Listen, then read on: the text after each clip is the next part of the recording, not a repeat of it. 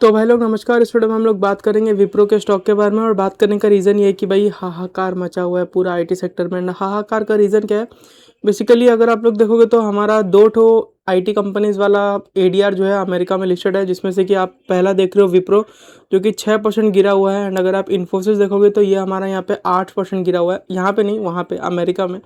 लेकिन किसने chaos trigger किया? केओस ट्रिगर किया एक्सेंचर ने, जो कि 17% डाउन है। एंड क्या केओस था? कुछ केओस नहीं था। मैं क्या बोला, जब भी किसी चीज़ के अराउंड या किसी सेक्टर के अराउंड बहुत बड़ा नेगेटिविटी रहता है ना, क्योंकि अभी के टाइम में आईटी में है एआई के कारण, तो होता क्या है, थोड़ा सा भी अगर नेगेटिविटी रहा तो हल्का सा भी ट्रिगर हुआ ना तो स्टॉक्स बहुत जोर से गिरते हैं। एंड ट्रिगर क्या हुआ है पता है क्या? मैं आपको बोलूंगा, आपको सुन के अजीब सा लगेगा। बेसिकली एक्सेंचर ने बोला है कि हमारा जो नेक्स्ट क्वार्टर का रेवेन्यू का टारगेट है वो 3 से 4% के आसपास ही रहने वाला है ग्रोथ का। तो यहाँ पे अगर आप मामला देखोगे तो 3 से 4% के आसपास जो उन्होंने बोला, क्या ये बहुत ही शॉकिंग सा बात है? बिल्कुल भी नहीं है, क्योंकि एआई के वजह से बहुत बड़ा डिसरप्शन तो आईटी सेक्टर में हो ही गया है। समझ पा रहे हो बात को? तो ये बहुत ही एविडेंट है कि आने वाले समय में आईटी कंपनीज का भविष्य खराब होने ही वाला है।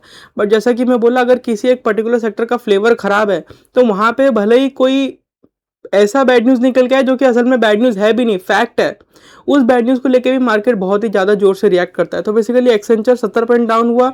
उसके पीछे पीछे दूसरी आईटी कंपनी जैसे कि इन्फोसिस यहाँ पे 8% डाउन होगी, मतलब अमेरिका में। एंड विप्रो 6% डाउन हो गया।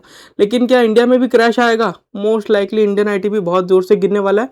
लेकिन अगर हम लोग यहाँ पे विप्रो को देखें तो एक अच्छा बात यह है कि ऑलरेडी अमेरिका में ये बढ़ा हुआ है। ठीक है, अमेरिका में $2.34 का बिक रहा है।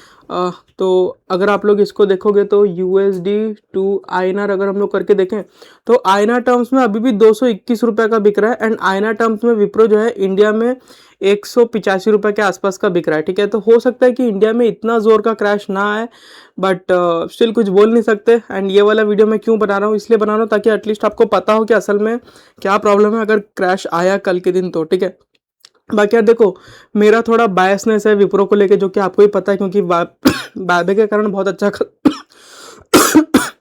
खासा जो है मैं इसमें पोजीशन बना रखा हूँ। तो मेरे हिसाब से तो स्टॉक को नहीं गिरना चाहिए, क्योंकि आईएनआर टर्म्स में जैसा कि मैं बोला कि अमेरिका में भी ये अराउंड 221 का बिक रहा है। हालांकि अगर आप देखोगे तो विप्रो में भी ठीक ठाक रिकवरी आई है।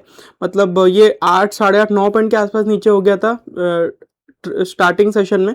एंड अभी के टाइम में ये 6% के आसपास ही नीचे है, जो कि एक अच्छा चीज़ है। So let's see how the things play out. लेकिन पॉजिटिव चीज़ अभी के टाइम में यही है कि अमेरिका में ये 221 का बिक रहा है एंड आईएनआर टर्म्स में इंडिया में 185 का बिक रहा है। तो शायद से उतना जोर से ना गिरे, बट स्टिल भविष्य कौन देखा है, कल का चीज़ हम लोग को कल ही पता चलेगा। एंड आई होप आप लोग को समझ में आया होगा। बेसिकली न्यूज़ क्या है? न्यूज़ कोई बहुत डेंजर न्यूज़ नहीं है। बस यही न्यूज़ है कि एक्सेंचर ने बोला है कि आने वाले समय में हमारा रेवेन्यू का टारगेट हम कम कर रहे हैं। As simple as that. तो यार इतना ही रखते हैं। आई होप आप लोग को वीडियो पसंद आया होगा। फिर मुलाकात होगी अगले वीडियो में, तब तक के लिए नमस्कार।